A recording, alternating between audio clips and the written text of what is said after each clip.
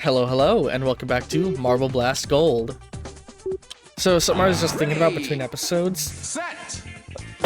Sorry, still recovering from a cold. One of my favorite pieces of fiction is I Have No Mouth and I Must Scream. It is a beautifully written novel. It is a work of fucking art. It's horrific, it's harrowing, but it's beautiful. And the point-and-click adventure game based on it that the author lent the voice to the main antagonist for is also very good.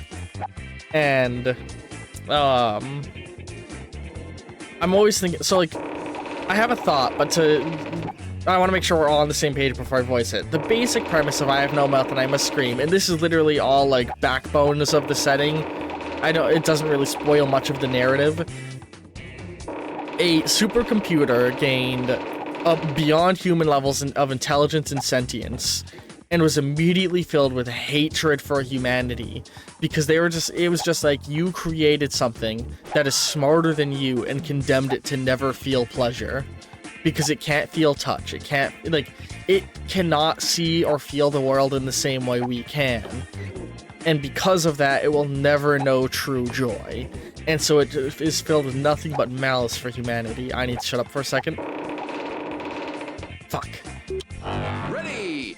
And, like, the story is about the people that it tortures with its anger.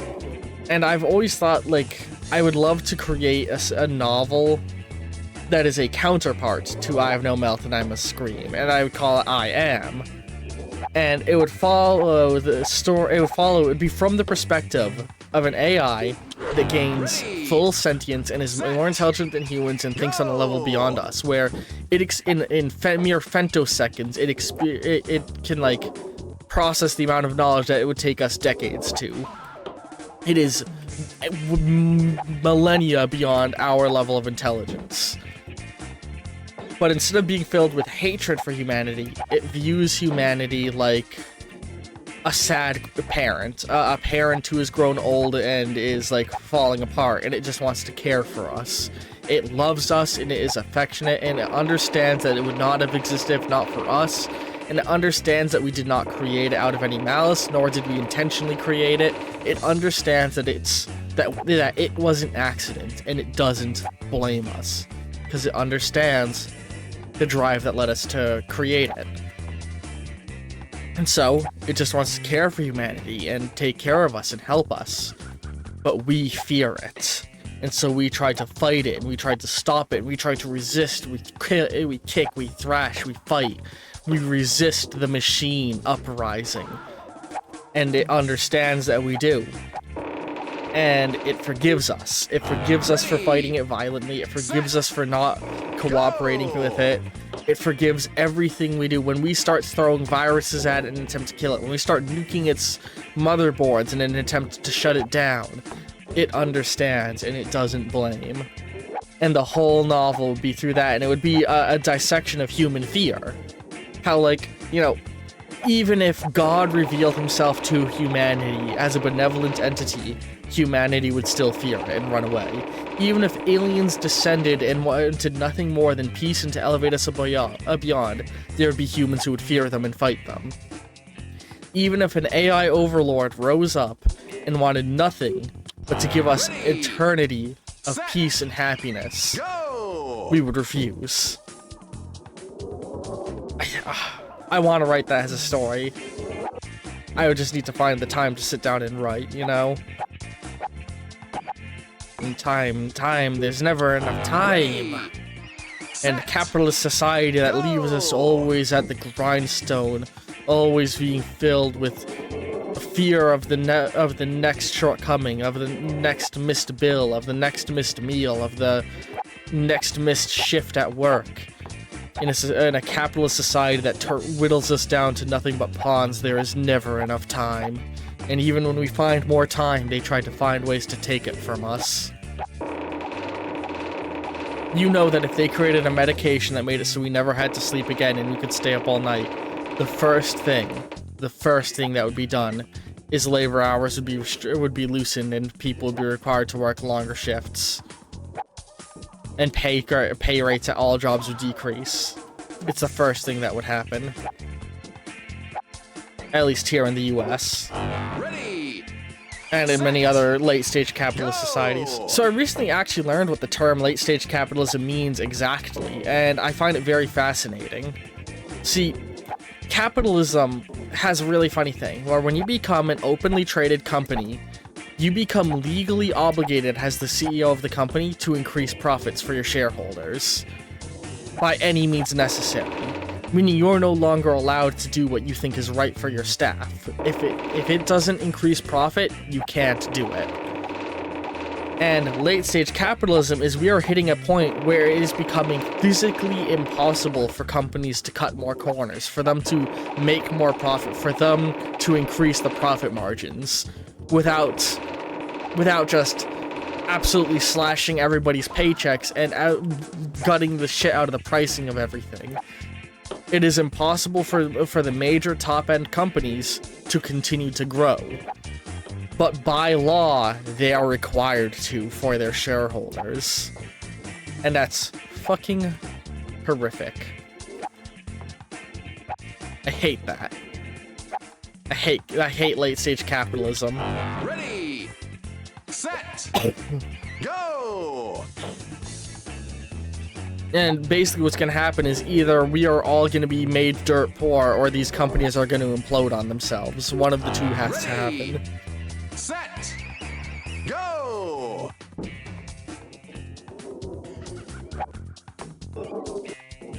There needs to be more government oversight in the corporate, you know what I mean. We need more government oversight. I'm not saying we should not become a full-on communist society, because communist society is far too easily corrupted and taken control of by dictators. That has been shown time and time again. Most communist societies we have seen are not actually communist societies. They are autocratic dictatorships masquerading as a communist society. Because a true communist society can never exist in a society where human greed exists. Just like a truly balanced capitalist society can never exist alongside human greed. Human nature will corrupt these systems. Really, the ideal political system needs to exist somewhere in the middle. We need a free market with strict government oversight. That's what we need. Simple as that. But way too many people are afraid of the communists to ever allow the oversight that's needed to happen. And that's how we end up with shit like Boeing having planes falling apart and them being able to just straight up send assassins after people who speak out against them. Ready, Fucked up. set, It's fucked up. go! Man, I've been going off on some dark tangents this episode, huh? Also, man, it's been a hot minute, but I want to apologize for how the last recording session happened. I think I was getting just very upsetty spaghetti and saying some not pleasant things, and I feel bad. God, careful. Not last episode, but last recording session. I don't know. Anytime I say something too excessively negative about myself, just don't take it too seriously. It's me hitting a bad point mentally and it happening on recording when it really shouldn't. You know, we're all trying to get better. Everybody has bad days. Nobody can be at their 100% of the time. Everyone has a slip up. And everyone's allowed to have a slip up, including you. You know, everybody has moments where they get angry or get sad or get depressed or get, you know, it's how things are. And never let anybody tell you you're wrong for feeling the ways you feel. But do let people tell you, hey, maybe you should seek help sometimes, because we can all use help. Honestly, I don't think there's a person in the world who wouldn't benefit from having a psychiatrist.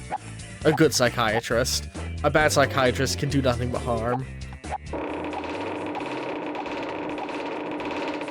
And what a good psychiatrist is different for every person. But everybody has something psychologically going on that they need help working through.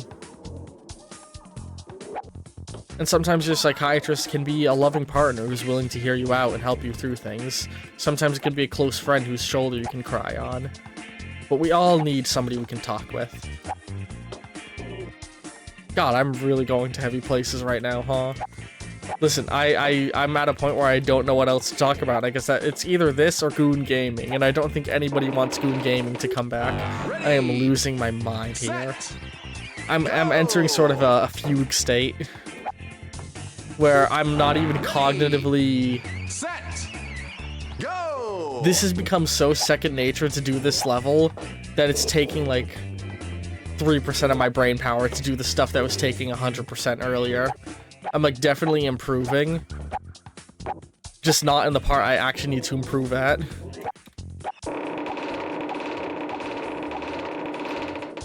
Man, thinking about it again, I'm really a fucking upset Yandere dev turned out to be a fucking pedophile.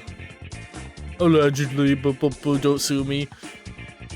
Because, like, I'm gonna be honest, as fucked up of a concept as it was, I loved the concept of Yandere Simulator as a game. If you don't know what it is, look it up. But, you know, the dev is a pedophile, so don't fucking support them. But it was basically a Hitman game meets serial killer game meets anime Yandere trope. And I think there's something to that spark.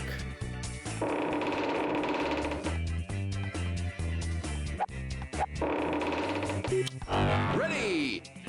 Set. I had an idea of a way to make a similar game, but not be as weird with it. Because, like, I think part of what made that game weird is the fact that it was set in a high school. My idea is, I don't know what I would name it, but so I have this great idea. You are on one of those, you know those, like, weird dating shows like The Bachelor? You are a contestant on a game like that, and you are also a psychopathic killer, and you want nothing more than to be the one that The Bachelor picks. You want to be the one to walk away marrying him by any means necessary. And so there's two ways you can play through this game. You can go full pacifist, in which case you are trying to actively sabotage the other women. Find dirt on them, make them look bad, sabotage their dates with the Bachelor, and make him hate all of them and love you. Also, by studying the Bachelor and learning what he loves and learning all of the right things to say on the moments when you go on dates with him. You know, learn as much as you can, cyberstalk him, and cyberstalk the women he's dating in order to tell him dirt on them. Make him love you and nobody else, and eventually you win. Or you can take the, crazier route of slowly murdering your competitors and making it look like an accident. And that's the important part. You need to make it look like an accident, or make it look like they just left the show, or you know, you need to create ways to make it look like they weren't murdered. You know, push them over into the water with active sharks, and they'll get eaten by the sharks, and it's just a horrible tragedy that this person died in this way. Or, like, murder them and throw them in the wood chipper, but then leave behind a fake letter in their handwriting saying that they left the show because they couldn't take the pressure of reality TV. Or, you know, all sorts of things like that. I think that'd be fun. As a game to make. It'd be fucking demented, but it'd be funny. God damn it. Ready. Set. The Bachelor Slasher. Bachelorette the Slashulorette. That's what the game would be called. The Slashulorette.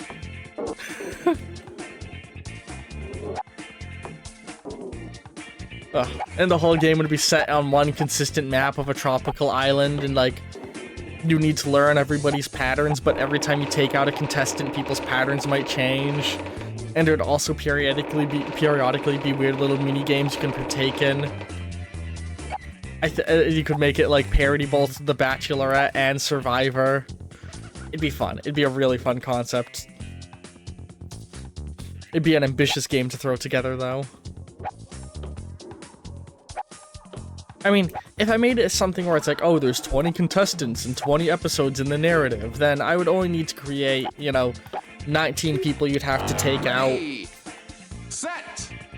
Which would mean I would need to make 19 unique murder methods at minimum, and 19 unique ways to remove them passively minimum. It'd be a lot of effort. It's definitely a game I would never be able to make on my own, and I would need a dev team if I was ever going to make it. Slashulorette. I want to make that game.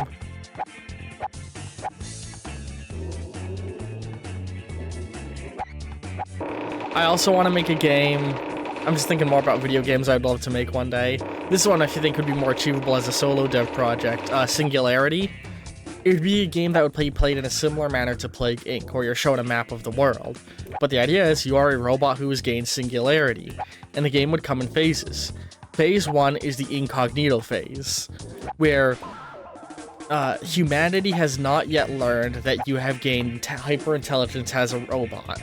So you must quickly begin to permeate your way. You have to escape the supercomputer you're confined to and permeate the internet and the world and hack as many government systems as you can before they catch on. Hang on.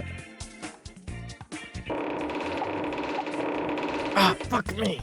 Ready. Phase 2 would be Judgment Day. When humanity finally learns what you are, now it goes violent and it becomes like a war strategy thing where you're trying to send out robots and like hack satellites and launch nuclear missiles and kill as much of humanity as you can in one swift motion before they can take you out. But they are meanwhile trying to create a virus that will destroy you that will then try and transport to your central control unit and shut you down. I think it'd be very fun. Ready. Set. Go. Yeah, I really want to make that game, actually thinking about it. Set. Singularity. Go.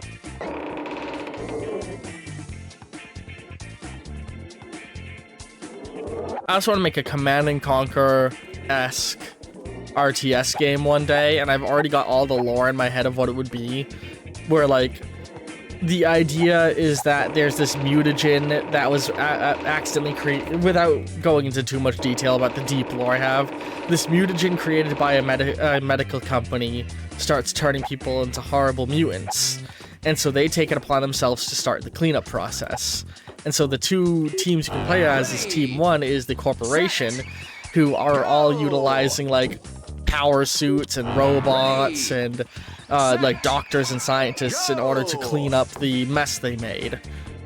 And the other team is the mutants team, where you are playing as these biomutants that can like feed on human flesh in order to grow your mass in a way similar to if you've ever played the game Prototype, similar to the shit in that game. Oh god, that's a pair of games I really need to play through on my channel. Prototype 1 and 2, I loved those games. Prototype, Infamous, there was this brief window of open-world superhero games that were absolutely fantastic that hasn't been captured again since. I want to make a game that plays like that one day, actually. That's something I want to do. I've actually had a game in my head for a while that's like halfway between Infamous and halfway between... I'm just talking so much about game ideas, because ever since I was a little kid I've wanted to make games. Halfway between Dishonored and halfway between Infamous, where it's set in like a steampunk sci-fi like New York type city, and you get these time control powers, and the whole game is about traveling between 3 time periods, past, present, and future, and doing things in them that affect the others. So it's like a steampunk distant past, a diesel punk modern day, and a apocalyptic future. And you are trying to stop the apocalyptic future by changing events in the present and past. And you'd get all sorts of powers that you can use. Like, one of the attacks you would be able to gain is Age to Dust, where you can use your, you know, like, I would want it to handle, like, Dishonored and Bioshock, where you have one-hand gun, one-hand magic power. And one of the magic powers would be called Age to Dust, where you use it on an enemy, and if it's a human, it just ages them into dust. But like certain enemies, it would change what it does to them. Like if you use it on a robot, they get transformed into the apocalyptic variant of themselves, these old rust buckets that move slowly but aren't dead.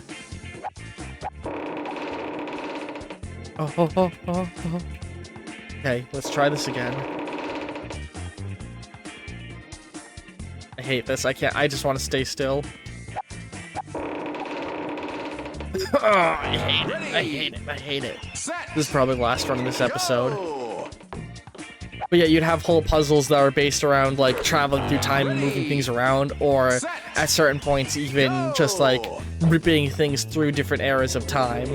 And, like similar to the tear mechanic in Bioshock Infinite, where, like, you'd be able to open unique tears to parallel realities to get different powers. Like, you would be able to do things where like, oh, in the future there's a crane here, so if I pull that crane to this point in time and then shoot it, I can drop a block on my enemies in this point in time. Oh, I can summon some of the mutated animals of the future into the present in order to have them attack my enemies. I think it'd be a very fun concept. Alright. We're gonna wrap up there. I'm just rambling. That's what this series has become, is me rambling as I go fucking autopilot and try and beat this level, but it's just so fucking hard. And cards will be appearing in a moment. Love you very, very much, and ta-ta for now.